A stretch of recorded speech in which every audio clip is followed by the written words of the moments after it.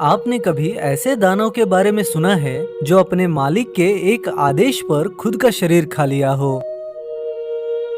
और क्यों वह दानव भगवान शिव का सबसे प्रिय भक्त है?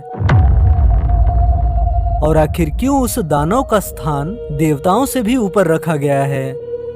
तो दोस्तों, जरा ध्यान से देखिए इस चेहरे को। ये वही दानव का चेहरा है जिसे आप में से कईयों ने इसे किसी के घर के आगे, किसी के दुकान के आगे और मैक्सिमम हर एक शिव मंदिर के प्रवेश द्वार पर इसे देखा होगा।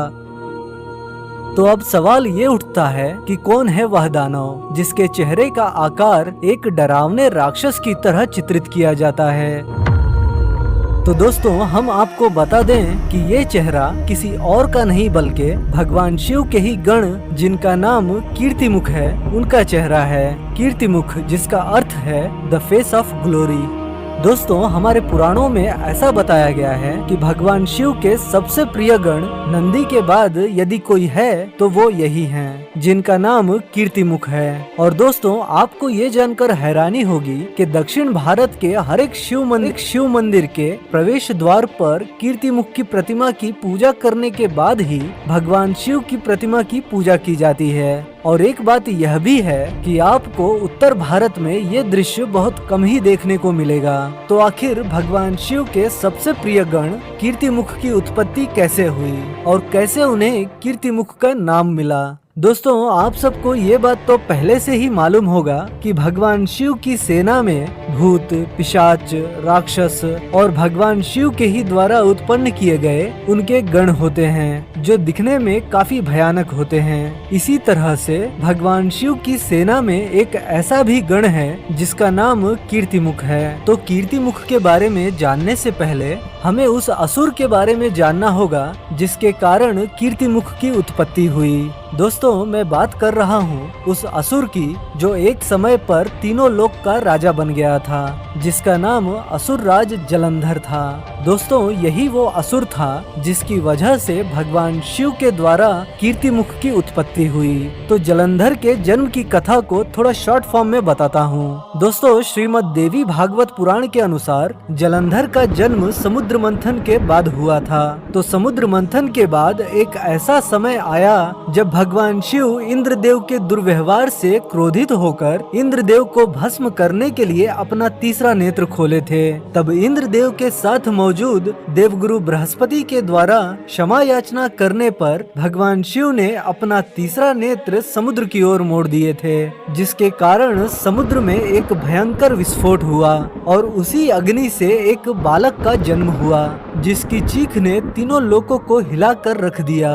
और फिर उस बालक का पालन पोषण समुद्र देव यानी के वरुण देव ने किया और फिर आगे चलकर उसके गुरु बने शुक्राचार्य। और जब जलंधर बड़ा हो गया तब उसे समुद्र मंथन में असुरों के साथ हुए छल के बारे में मालूम चला।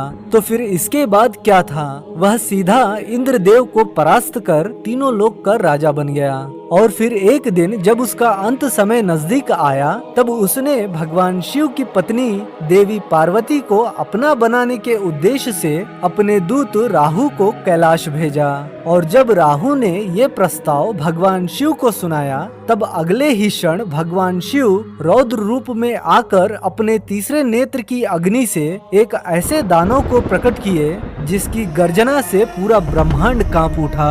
उस दानव का आकार इतना भयंकर और अकल्पनीय था जिसके आकार को लेकर ऐसा बताया जाता है कि उसका शरीर बहुत ही विशालकाय था, जिसमें शेर की भांति उसका मुख, लाल रंग की बड़ी बड़ी आंखें और राक्षसों की तरह फैले हुए जबड़ों के साथ नुकीले दांत। इतना भयानक रूप जिसकी कोई कल्पना भी नहीं कर सकते, ऐसा था वह दानव। भगवान शिव के मुख से उस जलंधर के दूत को जिंदा खा लेने का आदेश मिला।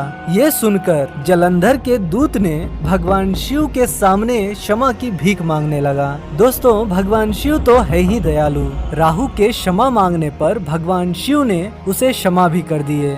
और वो वहाँ से चला गया। लेकिन यहाँ मौजूद वह दानव अभी भी भगवान शिव के आदेश का इंतजार करते हुए जोर जोर से चीखने लगा कि मैं अब किसे खाऊं, मुझे भूख लगी है। बार बार उस दानव के मुख से यह बात सुनने पर भगवान शिव ने ऐसे ही उस दानव को कह दिए कि तुम स्वयं का ही शरीर खा लो। और ऐसा कहकर वे अभी पीछे पलटकर कुछ डेग चले ही होंगे, तब तक उन्हें हड्डियों के टूटने की आवाज सुनाई दी। और जब वे पीछे पलटकर देखते हैं तब उस दानव का केवल चेहरा ही बचा रह गया था। और तब भगवान शिव अपने उस गण की भक्ति से प्रसन्न होकर उसका नाम कीर्तिमुख रख दिया।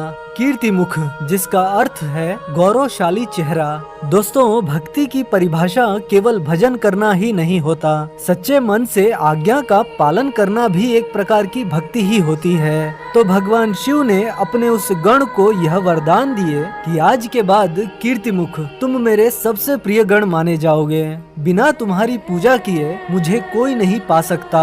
ऐसा कहकर भगवान शिव ने कीर्तिमुख की भूख मिटाने के लिए यह भी वरदान दिए कि जो भी मनुष्य क्रोध, लालच, घमंड, ईर्ष्या की भावना रखकर मेरी पूजा करने आएगा, तुम उसके सभी नकारात्मक विचारों को खाओगे और कोई भी दुष्ट तुम्हारी दृष्टि से नहीं बच सकता। तो दोस्तों, कीर्तिमुख को मंदिरों में देवताओं से भी ऊपर इसलिए चित्रित किया जाता है कि जब भी आप भगवान के सामने होंगे तब आपको सबसे पहले कीर्तिमुख दिखाई देंगे, जो आपको लगातार याद दिलाते रहेंगे कि यदि आप परमात्मा से जुड़ना चाहते हैं और यदि आप परम ज्ञान पाना चाहते हैं तो आपको अपनी वासना, क्रोध, लोभ, घमंड से मुक्त होना होगा।